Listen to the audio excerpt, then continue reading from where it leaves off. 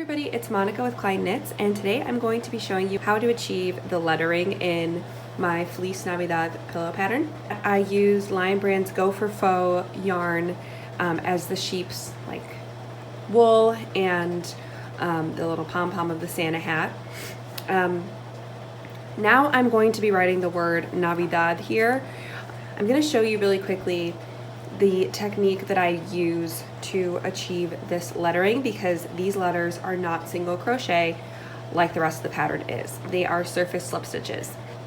So I'm going to jump into the digital pattern really quick. GoodNotes.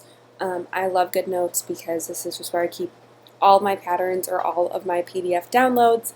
I am terrible at not losing paper, so this has been a really good alternative for me. You can find it on your app store, but it's basically a really good tool. It's got like a highlighter, it's got a pen, and you can erase pretty quickly. So you'll see that I have a lot of markings around here, and that's just how I keep my progress as I go through.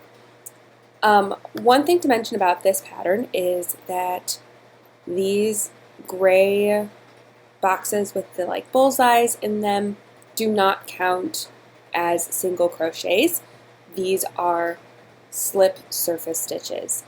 The reason that I did that is because this is a line of single crochets, but since it doesn't have, let's say if all of this was also that gray circle thing, and all of this too, and all of this, and all of this, the pattern would be fine to do in single crochet, because if there's a base of 2 stitches, I've realized it comes across really clean, but I didn't want it that thick, so you'll see that the base is only 1 stitch, and what I mean by base is that this right here, there's only one stitch and you're working up.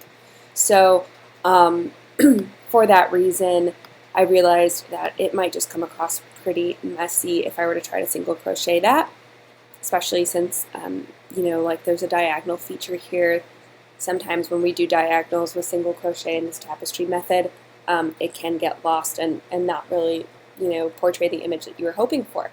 We're going to use surface slip stitches.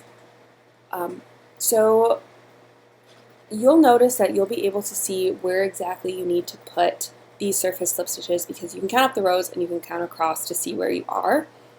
So I know that for the purposes of this D that I'm about to make, I need to be, let's say, 13 rows in from the right and 3 rows up. So I'm going to start going from right here, and I'm going to get a pen. I'm going to basically do this movement.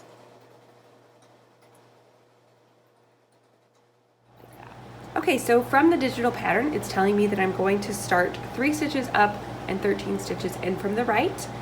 So I know that I'm going to be three rows up. So the way to count your rows, if you're not sure, is if you kind of stretch out the fabric a little bit, you can see these lines here. Those are each rows. So I'm going to go 1, 2, 3.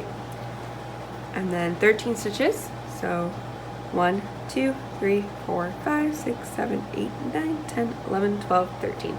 You'll see that I have my crochet hook here, kind of in that position because I counted ahead of time. The actual orientation of the hook is important. So instead of marking my spot where the head of my hook is coming out here, I'm having the head of my hook go to the back panel. The reason being that you are going to be working on the back panel basically, and the surface slip stitches are going to appear on the front panel. What makes it a little bit challenging is that we're so used to, let's say my finger is a crochet hook, it's very easy to see the head of my crochet hook pull through a loop and continue. What's going to be happening is, since it's behind the panel, visibility to your to the actual thread is going to be limited, so just keep that in mind. That's the only thing that makes this a little bit tricky, and I'll show you exactly what I'm talking about. So the starting position is just as I have it right here. You're going to find where you need to start, and you're going to insert your hook so that the head is coming on through the back side of the panel right here. Okay. Now I'm going to grab my yarn, and the starting position for your yarn is I like to hold with my my ring finger and my pinky, the yarn, and then I kind of wrap this working yarn over, and I pinch with my thumb and my middle finger just so I have like a taut place to start. And I'm going to start by putting my hook over the yarn and wrapping it around. I do like to eventually just, pinch both sides of the fabric like this. And now we're going to pull through. See? You will see that now you need to make sure that your working yarn is what you're working with, not your tail. But you will see that I didn't do a slip knot to start. There are other crocheters on YouTube that prefer to secure with a slip knot. I don't find that necessary, but feel free to start with a slip knot. It's the same thing. So it's asking me to work 3 stitches from here to the right. So what I'm going to do is very similar to a slip stitch. Just going to wrap it around, pull through. I have 2 loops on my hook, and I'm going to pull the first loop through the second loop, and now I have 1 loop on my hook. We've essentially completed 1 slip stitch. I'm going to keep going. So insert your hook. You'll see back here, wrap around, pull through, 2. So you're kind of working blind, and muscle memory will start to kick in. Now it's asking me to work 7 stitches upward. So I am going to insert my hook up a row, pull through, just the same exact thing. I'll slip my yarn a little, sorry. Keep going. 2,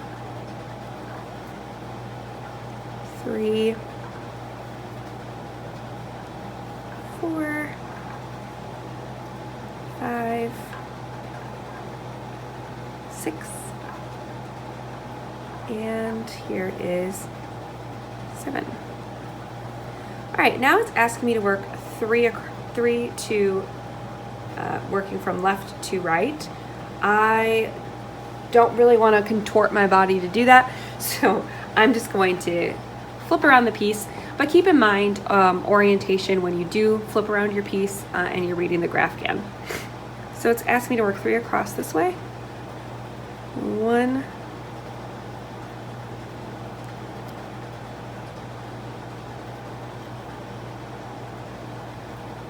2, because I only have my end in there. Oops, okay, so 2 and 3. Great, so now it's asking me to go diagonally. Something that's really cool about this technique is that you can work a diagonal. We don't typically crochet diagonally, so it's kind of cool to do that. So I'm just going to go diagonally, and it's asking me to work 5 down. So 1,